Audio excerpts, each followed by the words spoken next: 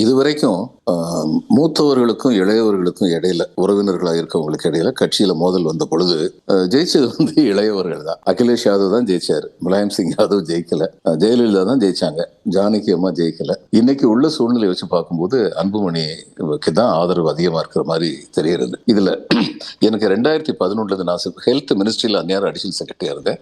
சில விஷயங்கள் எனக்கு தெரியும். 2011 150 கோடி ரூபாய் மதிப்புள்ள செகண்ட் ஃபேஸ் ஆஃப் டெவலப்மெண்ட் இந்த ஜிப்மருக்கு வந்து டாக்டர் அன்புமணி ஆசைப்பட்டார் சுகாதார அமைச்சரா. அந்த சுகாதார அமைச்சகத்தில் இருந்த சில பேரை அதை ஸ்கட்டில் பண்றதுக்கு முயற்சி பண்ணிட்டு இருந்தாங்க. அதனால கேபினெட் மீட்டிங் நடந்த போது அது அஜெண்டால இருந்துச்சு, பாஸ் ஆயிருச்சுன்னு சொல்லி இவர்கிட்ட தப்பா சொல்லிட்டாங்க.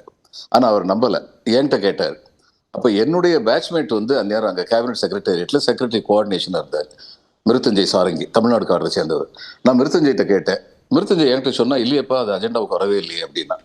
நான் உடனே டாக்டர் அன்புமணி இமீடியட் சொன்னேன், சார் இது அஜெண்டாவுக்கு வரல அப்படின்னு.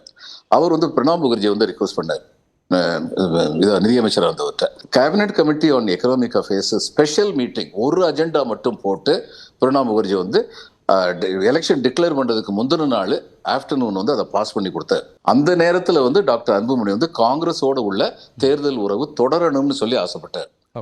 ஆனா அந்நேரம் டாக்டர் ராமதாஸ் வந்து பிஜேபியோட போனார். இப்போ இவர் தான் பிஜேபியோட போறான்னு சொல்லி சில இது இருக்கே, அது தவறு.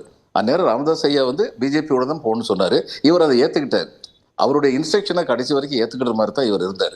அதனால இவர் தோத்து போயிட்டாங்க, பிஜேபி வரல. அன்புமணி வந்து காங்கிரஸோட வச்சிருந்தாங்கன்னா இவர் கேட்ட போர்ட்ஃபோலியோ கிடைச்சிருக்குங்கிற அளவுக்கு சுகாதாரத்துறையில் அவருடைய பணி வந்து சிறப்பாக இருந்தது. வேர்ல்டு ஹெல்த் ஆர்கனைசேஷன் வந்து ஆன்டி ஸ்மோக்கிங் கேம்பெயின் இவர் நடத்தினதை பற்றி பாராட்டு பை நேம் இந்திய நாட்டுடைய சுகாதார அமைச்சர் டாக்டர் அன்புமணி பை நேம் இவரை பாராட்டியிருக்காங்க. இது ஆம்புலன்ஸ் 180 ஏதோ ஒன்று வருது, it was his brain child. எல்லா மாநிலங்களுக்கும் கொண்டு வந்தார். அதே மாதிரி எய்ம்ஸ் அடிஷனலாக கொண்டு வரணும் போது அது ரொம்ப 3 வருஷம் தேக்கத்தில் இருந்தது. நான் இன்னொரு இதில் இருந்தவனை safety and security, food safety and security ஆக்ட்ல ஃபர்ஸ்ட் சீஃப் எக்ஸிக்யூட்டிவ் ஆஃபீஸரை என்னை கவர்மெண்ட் போஸ்ட் பண்ணியிருந்தாங்க. அதுலேருந்து என்னை விடுவிச்சு அடிஷனல் செக்ரட்டரியாக கூட்டு வந்தார். எனக்கு வேற எந்த வேலையும் கொடுக்கல, முக்கியமான வேலை இந்த எய்ம்ஸை நீங்கள் கொண்டு வந்துடணும், அதுக்கு நான் வந்து கம்ப்ளீட்டாக உங்கள் கூட இருப்பேன். நான் கொடுத்த ஃபைலில் ஒரு திருத்தம் கூட இல்லாமல் he had absolute trust in me. அவர் எல்லாத்தையும் வந்து பாஸ் பண்ணதுனால நம்ம வந்து இம்மீடியட்டாக வந்து ஃபண்ட் யூட்டிலைசேஷன் பண்ண முடிஞ்சது. So his function as health minister was okay. His understanding about Delhi politics in 2011 அது வந்து சரியா இருந்தது.